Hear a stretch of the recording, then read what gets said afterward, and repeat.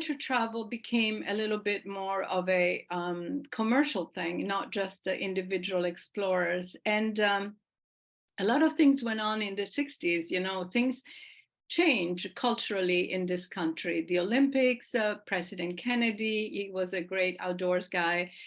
The first American ascent of Mount Everest. Of course, the Sierra Club was really strong at the time, fighting the dams, also preserving some of the land in the West. The moon, the walk on the moon, you would think now it's so easy to look at pictures of the moon and the other planets, but the first walk on the moon was quite incredible. And then the counterculture, the Bob Dylans and the Malcolm X and so forth. So this has all created a movement of let's do something different, let's be different. And I bring up the Sierra Club because, of course, in the Bay Area, the Sierra Club is sort of this icon, but the Sierra Club started doing international travel in the 60s. Before that, they were only doing domestic trips with volunteer purposes. So bringing travelers on Sierra Club trips to New Zealand or South America meant that they were opening up a different view of the world with the concept of conservation and trying to leave no trace and so forth. Also in this country, for example, Mountain Travel is a company that started in 68.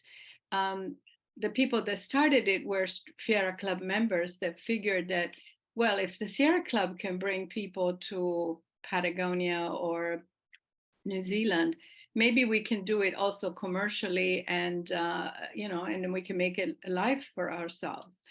So that's sort of how it started. But a lot of these smaller companies that started at that time had this really strong feeling for preservation and learning about new places, but appreciating the beauty and the variety of what people were seeing. So this is a very important start of this concept of international adventure travel. Of course, you could have been, climbing in Yosemite or in the Rockies, but just going out to explore new places on a commercial way with the idea of conservation and learning without disturbing wildlife or the local people. Because I ended up marrying one of the guys who started Mountain Travel, I'm sharing more of their story, but a lot of other companies are very similar. So the idea is to go to wilderness areas and learn about the different cultures. These are pictures of Leo and places they were going. And what was really important at the time was to find leaders that would go to these places, because in Nepal or in Peru, there were not people that were trained to be leaders. And a leader of an adventure trip should not only know about the history of the place, but should also have a wilderness first aid course, should know how to manage a group in a situation that is difficult. There is a career. To be a trip leader is a wonderful job, really, I have to say. You tend to travel a lot.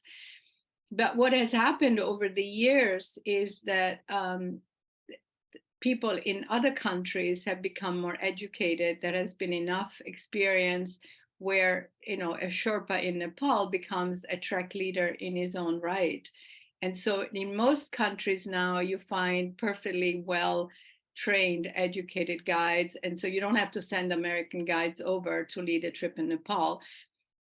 But some of the guides were like pretty well-known people, like Tenzin Norgay was the guy who climbed Everest with Hillary, or Galen Rowell was this famous photographer. And trip leaders really make all the difference on the trip. The trip has to be well organized, of course, but a trip leader brings so much of his own self, his passion, his knowledge. This guy in blue is the leader of the trip that Paige and I just took. And every time we saw a flower on the trip, he would name it and he would bring the book out to show us. This guy down below is David Brower, who is one of the founders of the conservation movement and the land preservation in the US. He also led some trips for mountain travel. Here is Hillary and Tenzing, who climbed Everest together in 53. They were leading a trip in Tibet when that picture was taken. So, you know, an adventure trip can be anything. You could go out on your own and have an adventure. If you want to bring clients, you know, people that are paying money to go on a trip, you have to have a qualification to do it. I mean, you cannot just invent it. And some of the leaders can be amazing cooks. Some leaders can be amazing storytellers. Everybody has a different specialty, but it's a wonderful addition to an adventure to have a well-experienced and knowledgeable guide. I also want to bring you back to how adventure was done, or at least commercial adventure in the old days. There was no Wi-Fi, there was no internet. So people had to go to libraries. And I remember, you know, just reading all these fabulous books before you go on a trip, or bring copies with you, or, you know, looking for maps. Some of the early commercial trips in Tibet or in Nepal were done following maps that were designed by explorers in the 30s, like the British explorers that went all over the place in Southeast Asia. So it seems like so passé now to have to get a book and a map, right? You just find it all on the internet. But that has changed, you know, the world has changed. The same with guidebooks. Are guidebooks passé again? How many people walk around with a Lonely Planet guide? Basically, the moment you issue a guide, the guide is already, you know, over, because things have changed so much. Although, you know, I find that some of these guides contain such nuggets of history or episodes of why, you know, they went a certain way rather than another. So the question is there still room for guidebooks besides blogs online? You know, that's a good question. So I just wanted to share with you what has been my life adventure. I don't want to show it as a bragging thing, but it's like, how do you get into this, and how does it change through the years? So I was a climber early on in Italy, and in the late 70s, there was a lot of exploration and climbing done in the Himalayas, and very few women. So at some point, a group of actually French and Polish women decided, we're going to do our own expedition. The men don't want us. And so we followed tour, you know, I was in Italy, we were a group of 8 women, did this expedition, didn't succeed to the summit, but it was an amazing experience for us to learn how to be at high altitude and just to be together. So that was really, that gave me a lot of confidence also to become a leader, to lead trips eventually. So I knew a company in Italy that was doing trekking, and so I started working for them. I led some trips in Bhutan and Nepal, Pakistan. And I have to say that if I think back in those days, oh my God, I didn't know anything. You know, now I think I didn't know anything. But you know, you have to get out there. That's how you learn how to behave and how to, you know, just to appreciate the experience of being there. So then, you know, I started working for this company, Mountain Travel, in the US here in the Bay Area, and had the opportunity of going out scouting trips. Scouting it's a really, especially in those days when we didn't have so many local leaders, it was really important to make sure that the logistics were there. Then the company that you work with in Kenya actually had the right tents and the right vehicles. So you had to do like field check, you know, and that's a great opportunity also to learn. And you can do remote things, like we did a foot safari in Kenya, but we also went hiking with the Tarahumara people of Mexico. which in the early 80s were still quite remote. You know, you had to walk into the canyon, the Copper Canyon. There was no roads. Totally fascinating. This is one of the really interesting trip we did. We climbed Mount Elbrus, which is the highest peak in Europe, if you consider, you know, Russia in Europe. And it happened to be on the 70th anniversary of the Russian Revolution, and there were at least 600 people climbing the mountain at the same time. So it was like a highway, but it was such a great party. I mean, everybody in the mountain was just having a great time. So it was, you have incredible cultural experiences when you're out in a place that is more where everybody has a little bit of a challenge. You know, you become more friends, you support each other, even from different nationalities and different cultures. Mountain Travel was one of the first companies also to go to Tibet, and 80, 81, 82, 83 is how that was amazing, because people in China had not seen many Western people. You know, the opening had that just happened in 79 with the American administration. So it felt incredibly remote, incredibly challenging also from logistics. The Chinese cooks did not know how to cook for us. They only cook Chinese food, and we had to bring a lot of freeze-dried food, for example, you know, things like that. But you learn as you go. One of my favorite places that is more challenging to go now is North Africa. We did several camel treks, like 20 days on a camel with the Tuareg people. And it's incredible how these people live, and how but now you have to really consider that politically things have changed, climate has changed, you know, desertification is growing. So you learn as you go.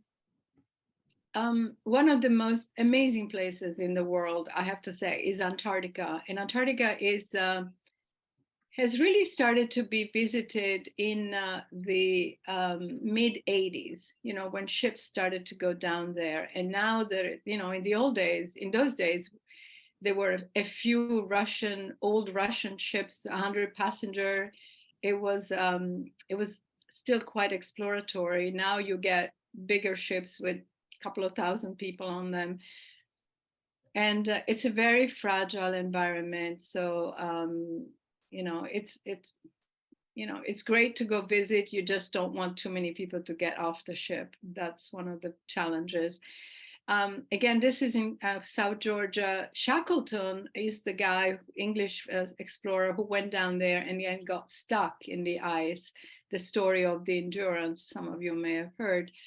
He's actually buried in Antarctica, and this is his place. And you can do an amazing walk that was done by Shackleton when he came back to rescue his people that he left behind after he managed to get out from this broken ship. But, you know, everywhere you go, there are challenges. For example, I was on an Antarctic voyage in 88, 87, 88. This is an Argentine ship, and the ship ran aground, and it was an oil spill that was close to Palmer Bays, the American bays. We got rescued. Luckily, it was a sunny day. We got taken over to shore. Could have been a big disaster, I have to say. It was an environmental disaster. So while we all love to do these beautiful things, we have to also think about the impact that we bring. The more people, the more, you know, disturbing the environment, the animals, the more opportunity for things going wrong, like this one. And but nobody died. Everybody was fine. We got rescued. So that was that. In our own country, you can do so many incredible adventure, because the United States, I read recently, only has 1/5 of a land occupied by urban development or farming.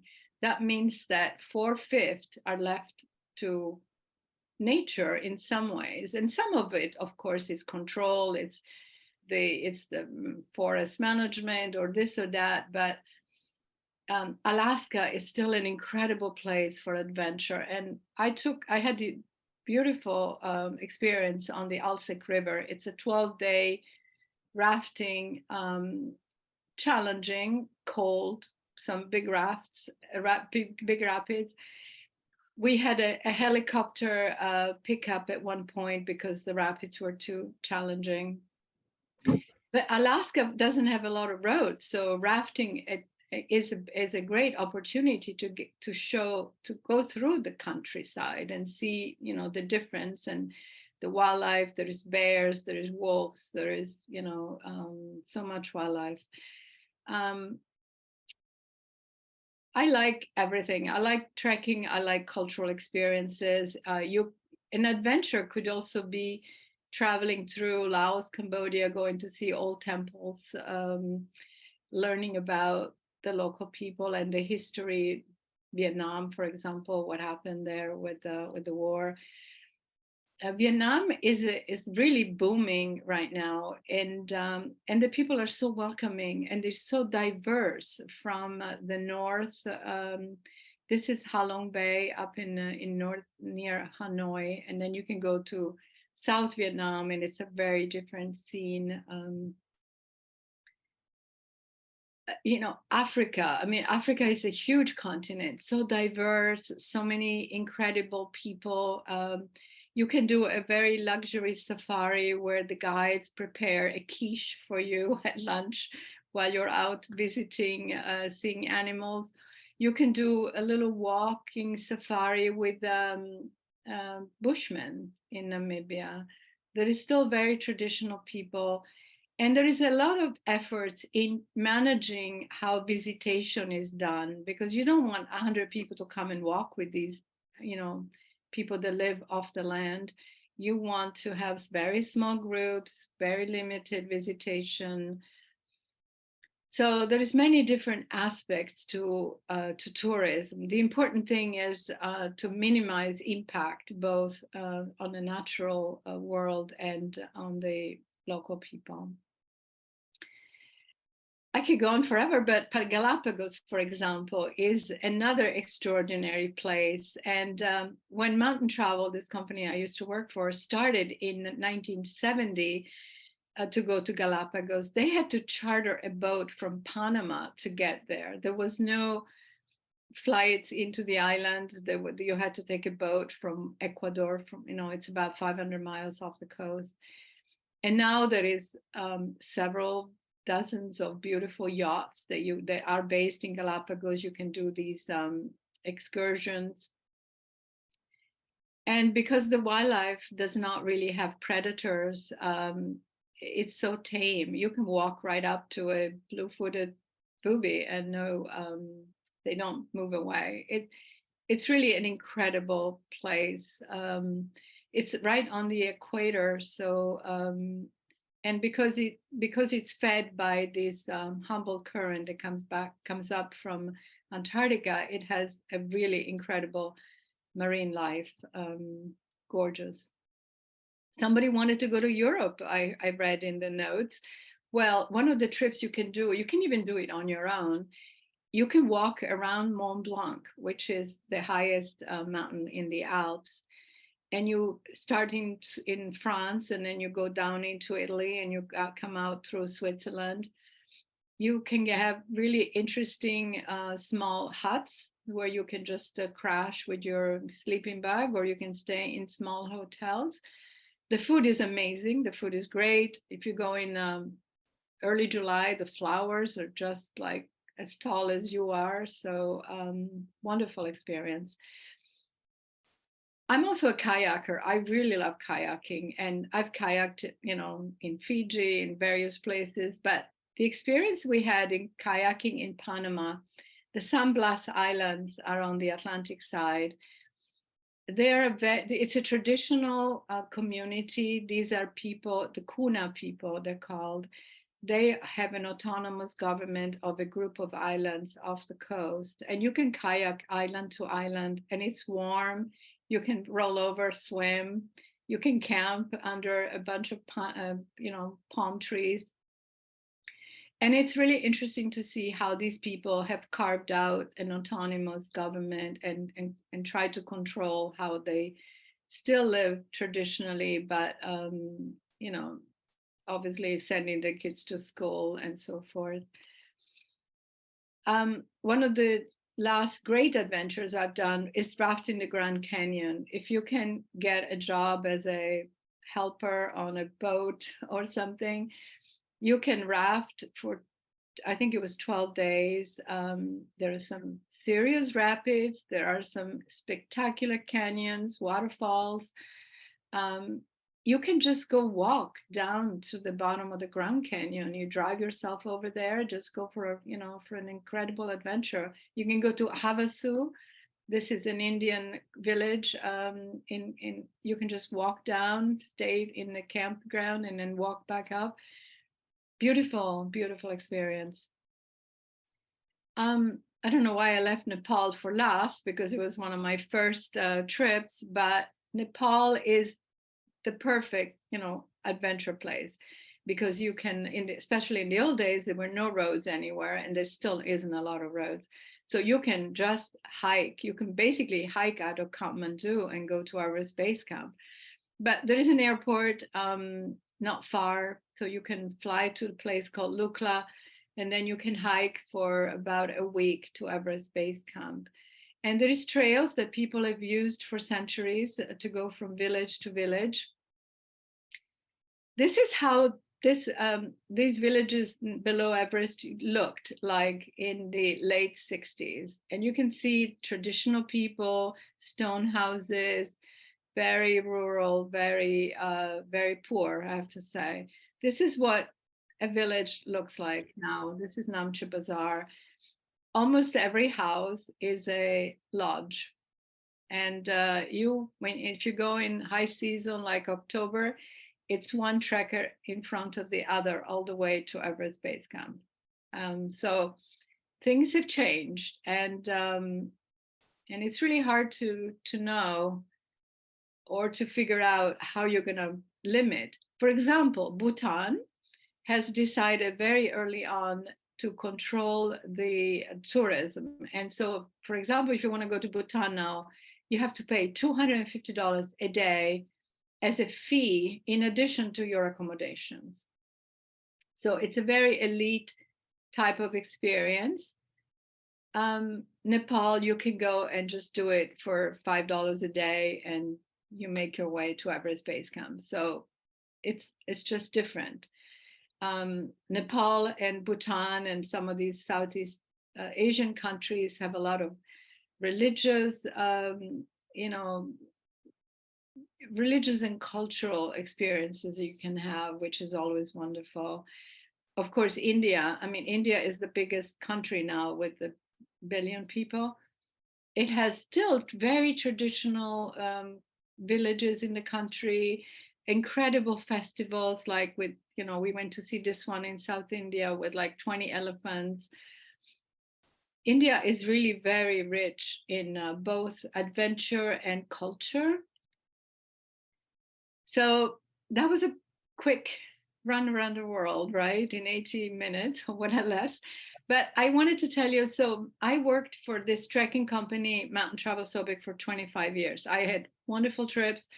I managed the operations. I had different jobs. I did some marketing. I did field scouting a lot.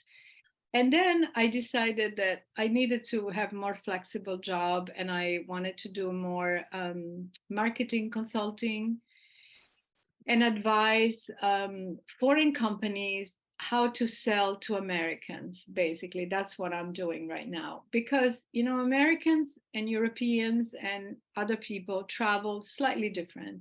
Americans have less vacation time, usually more money, and so they can go only for like a week, 10 days, but they want comfort, they want bathrooms, they want decent food for the most part. Professionals, let's say. Obviously there's a lot of students and other people that traveled on the cheap, and that's great too. We all did that early on. So at the moment, I'm representing a company called Mountain Lodges of Peru. And Paige and I just went on the Salcantay trek. You can go trekking everywhere in Peru. It's a spectacular country, so many mountains. There are classic Inca trails that you can follow. There is one particular, the one that goes to Machu Picchu, but there is other, trails that you can follow. And the Salcantay trek is different in the sense that you have lodges. This company has built lodges along the trek, so you walk from one lodge to another. And it's a lot more comfortable than camping at night, especially if the weather is not good. So we did the lodge to lodge, the comfy thing. So Peru is a great country also because it has a very large component of the population that is still indigenous and lives in very traditional ways. So if you, for example, go to Chile, Chile is a grand, beautiful country, great mountains, but there is not a lot of indigenous people left. So in Peru, you still see these communities that live around the area of Cusco and other parts like Titicaca. They live in villages, dress traditionally, cultivate potatoes and quinoa and everything, have herds of alpacas and llamas, and they're very proud of the heritage, which is really important, I think. So during festivities like the Inti Raymi, you have people dancing with masks. Peru also has, especially the area of Cusco, all of this Inca history and buildings, including Machu Picchu and other sites. And then you have the colonial buildings on top of it. And so there is this syncretism. You have Baroque churches, and then you have Inca temples. You have incredible markets, and see, Paige got a beautiful hat at that market. So you start in Cusco, which is 11,000 feet. You acclimate for a couple of days, and then you start trekking. We trekked for 6 days, staying in lodges. This is the first lodge. And it's so nice when you hike all day, then you get in, you take a shower, then you go in the jacuzzi. So, and you're there in this remote place. Look at the mountains, really spectacular. We had a shaman that did the ceremony for us, which was really, it's sort of a blessing for the journey. It was really nice. And then we walked, you walk from the mountains. See, this is the highest point, which is 15,000 feet. So it's pretty high. One thing that you clearly see is how the glaciers have retreated. I mean, obviously this glacier was coming way down. This is about 14,000 feet. And now there is a trickle. And then there is avalanches that come down and so creating different problems. But you go from the high Andes through the cloud forest, and here is Machu Picchu that we could see from the distance. It's quite a spectacular scene. And as I said, not on this particular trek, but on other areas around Cusco, you can walk from village to village, and these people are still living a very traditional life, and you can learn how they do their planting, their harvesting. They speak Quechua. It's good to have a guide that interprets. It's an adventure in itself, just to have this wonderful contact with very traditional people. You can go on the Inca Trail on your own and camp.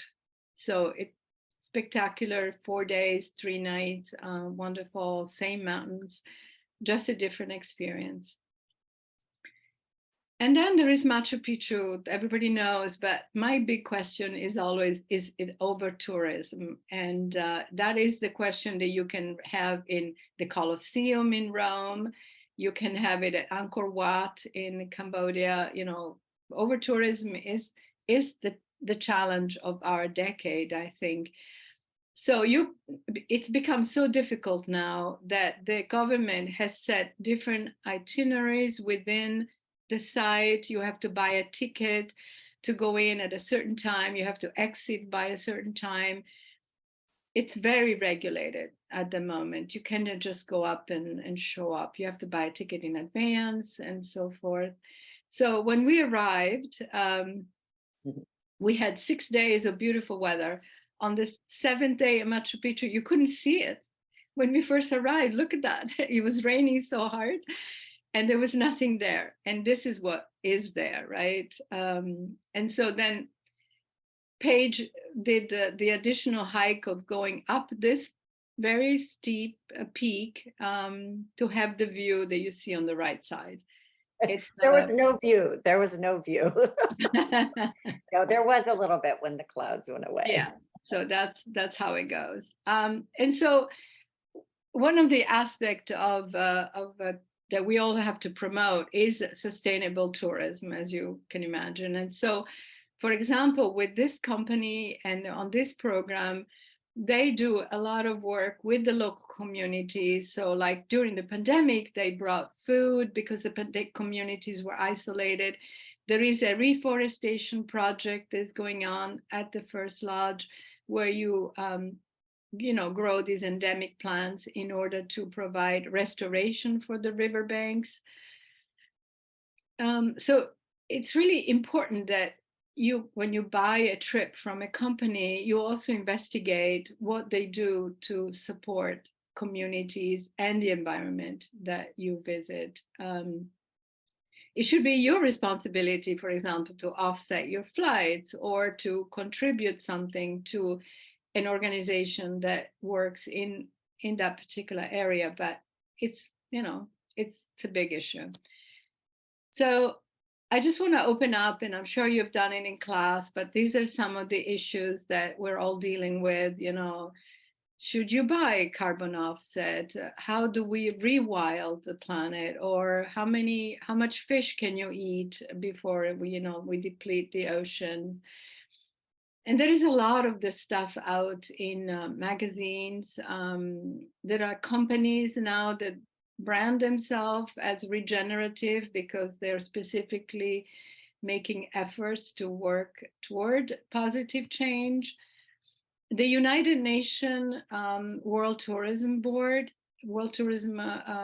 Agency has an enormous amount of information on this. They issued booklets, they issue guidelines for how to do tourism in the mountains, in the oceans. So there is, you can certainly find a lot online. The Adventure Travel Trade Association is an organization that Paige and I work with. They have set very high standards for joining the organization, what you can do, and just helping companies to find out how they can better manage their business, both from a conservation point of view, financially. And it's a good resource for you guys too, just to go and find out, the different options. Also, ATTA publishes a list of jobs available, so you can go on their website. There is, I'm sure, others, but this is a really good one. And some of the companies in the Bay Area, there are companies everywhere, but like Wilderness Travel, Mountain Travel Sobek, Backroads, National Geographic is doing things, REI, Domestic Trips. These are companies that will take interns. So if you want to see if this is something that you like, or just sort of have a really interesting experience in the summer or during the school year, you'll learn a lot on, how a company is run, what are the priorities for them, or just even, guidelines or how they choose the guides. There's so much to learn. It's really interesting. So in closing, there is Miss Paige getting ready for the pass, 15,000-foot pass. So it's really important to get out there. I'll tell you, it's never early enough to learn more about the place, because the more you know about what's going on there, the more you appreciate it. Leave no trace.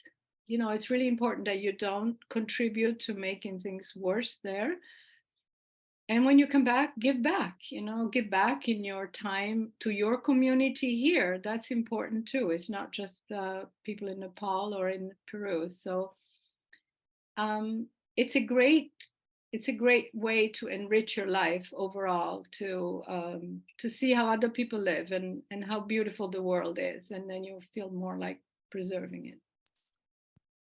Thank Thank you you. so much. That was awesome. And I love this picture because that was an amazing day. As Nadia said, every day was absolutely gorgeous. And, you know, I think my whole purpose was, oh, I want to see Machu Picchu, and then to get there on that day and have it be raining. But it also made it a little bit more special because you were sitting waiting. Like when I climbed up to the top of Huayna Picchu, and it was raining and it was very steep, and I was by myself, you know, the whole capacity and regulations, which is important. But I had to sit there and be still for a period of time because I could see that Machu Picchu was in front of me, but I had to wait like for the clouds to go by, and then I'd get a glimpse of it, and then the clouds would come and cover it up again. So I probably sat for a good 25 minutes just kind of watching it appear and disappear. And maybe that's more special than just getting up there and going, there it is. You know, I guess um, that it was fleeting moments of it, that I could actually enjoy it for that moment and then wait for it again and have some time to be quiet. So it was pretty special. So I'm grateful for the opportunity. It was definitely amazing. So thank you, Nadia, for that. I appreciate that. And I know Dan has some questions, but I quickly do want to ask something that really sparked when you showed the picture of Nepal. And you said things have really changed. And, you know, is that a good thing when we talk about over tourism or the need for regulations? But what I thought to myself, kind of seeing the faces of some of these people, you know, what would they say if you asked them? Would they say that it's better? You know, are they? Yeah, I mean, you know, in a way, it's better. Their children are helicopter pilots, doctors. They Right. have hospitals now. They can go to Kathmandu and be treated. The children don't die of just infectious diseases. They don't have to dig potatoes for months on end, you know. Right.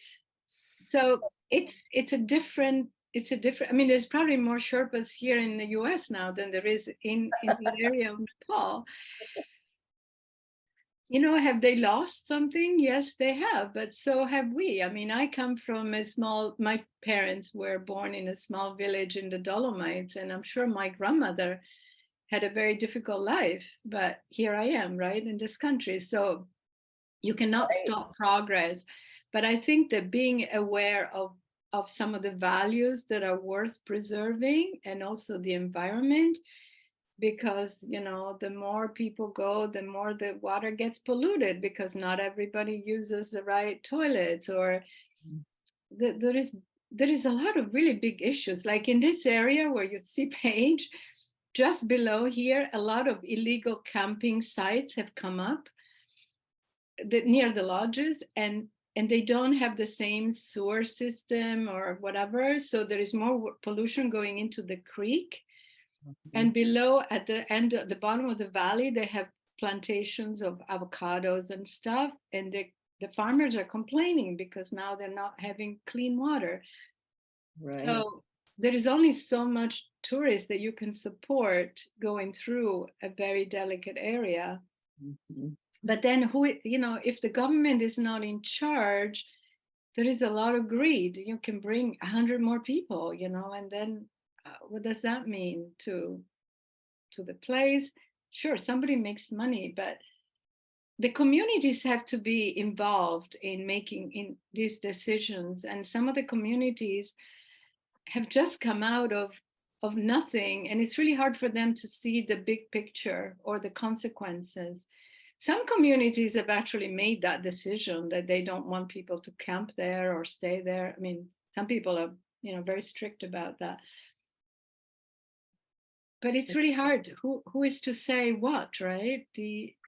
But I would say that in general, people feel better, even in this area, because their life is easier now, for sure. Mhm. Yeah. And so kind of before we, because if you're okay with it, I would like to dive into a couple of